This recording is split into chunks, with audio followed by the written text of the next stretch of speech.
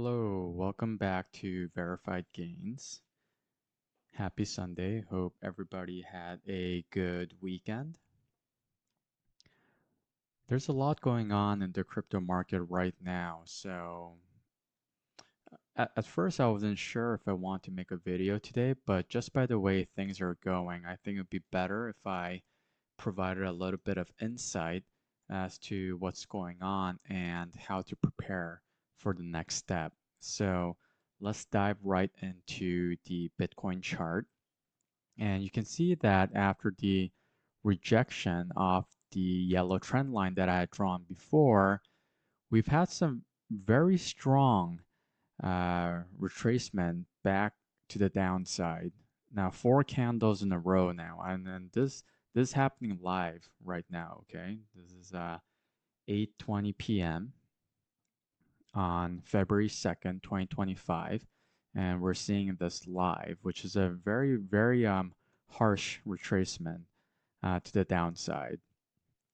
Before, my horizontal support line prior to the weekend was around 98,000, but I think I should just go ahead and change that to a red color to signify a resistance line.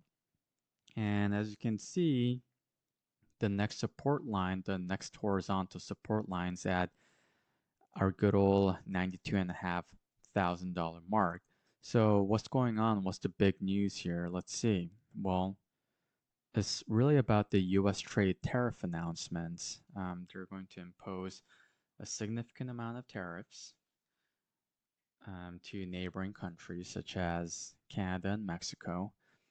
And when I was reading this article yesterday, I believe Canada is also going to impose tariffs on US products. So there is going to be a trade war going on with the neighboring countries. And that is why, at the very least, that is presumably why the market prices have been going down very sharply. I'm not going to click on these articles, but this one says Trump's trade war will send BTC price violently higher, says one analyst. We'll see. Okay. So from a macro perspective, it's more about the tariffs that are going on right now. So how do we really interpret this from a TA perspective, technical analysis perspective? Well, the fact of the matter is, you know, so far things are just simply not looking good. We are seeing some retracement. Now, I will say it's nothing that's unheard of from prior cycles or even, the past, let's say 2 months. I mean, here we had a strong pullback. Here we had a strong pullback. So this is nothing new. It's just that I think, people were expecting a brighter, new year. And right now we're seeing these strong pullbacks. So we'll see where we stop. I imagine this 92,500 is going to hold pretty strong. And another reason why I think that is because if we turn on the Pi cycle top indicator, you can see that the 111-day moving average actually happens to coincide around the 92,000 mark. And what tends to happen during a bull cycle is we will touch the 111-day moving cycle at some point, okay, after the halving.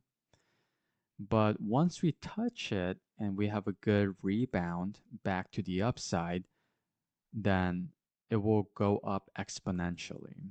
So that is what we're hoping to see. A similar thing happened, this was October, and it sort of retested, bounced up, sort of went sideways for a little bit, but then around the time of the US elections, it actually exponentially went up. And we really haven't seen the $60,000 to $70,000 range since. That's what we're hoping to see over here, but we'll see.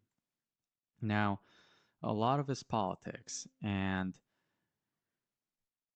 that's not to say that they won't have lasting effects, but it doesn't necessarily mean that the economy is going down from here on out. Um, it's a new government regime, and they're simply trying to impose a lot of new rules and policies, and we're simply seeing the effects from those new changes.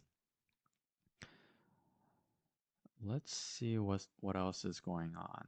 So just to conclude the Bitcoin part over here, my next pit stop is 92,000, and I'm really hoping to see a strong bounce back to the upside from here.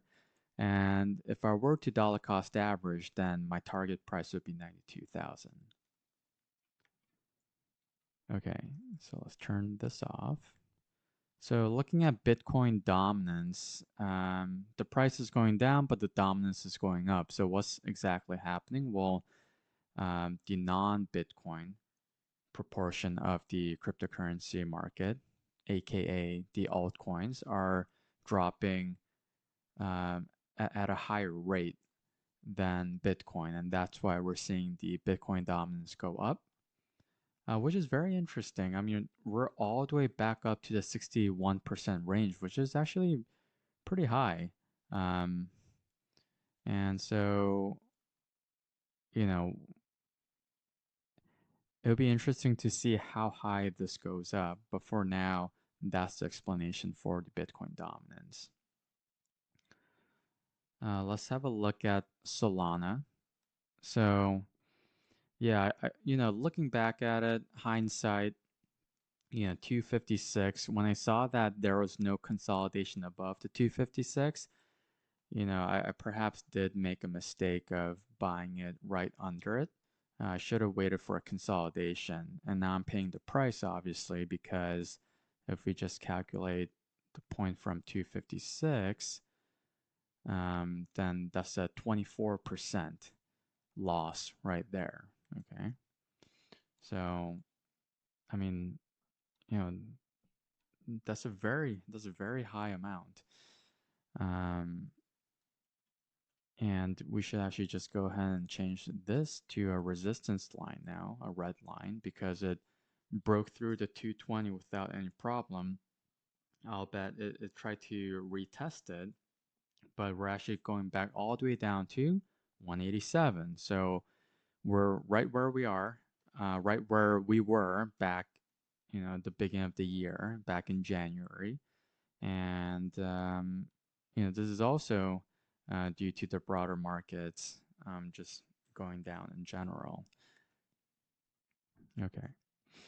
So what am I going to be looking out for? Well, I plan to buy more Solana this coming Friday, and I'm hoping that we do consolidate around the 187. Now, by Friday, it's also possible that we'll be back up in the 220 range, but first we have to ensure that we hold this $187 mark.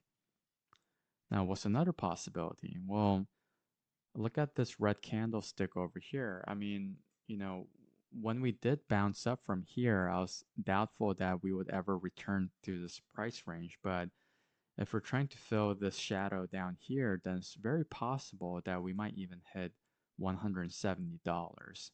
So, one scenario is we break through the 187, go down all the way to 170, and sort of do a thing where we continue to retest the 187 until we break through, which if we do that until Friday, then I'll be dollar cost averaging at 187. The other possibility is we just see a sharp drawdown to 187, a strong bounce back up, and we're somewhere around here where we're trying to consolidate. So then I'll dollar cost average around 220. So these are the three different price points that I'm looking at. In the bigger scheme of things, all of these prices I believe are acceptable. I think they're perfectly fine, assuming that Solana is going to go up much higher from here. But for now, be very cautious because, as you can see, even with the MACD indicator over here, there's really no sign of turning around anytime soon. So I'll probably give it about 5 days to see where we are by the end of the week. And um, basically, that about wraps it up for the updates for this weekend. So just to conclude, for Solana, I'm looking out for the $187 mark. And for Bitcoin, I'm looking out for the $92,500 mark. All right, well, thanks again for watching and listening in. And I'll see you guys later. Bye bye.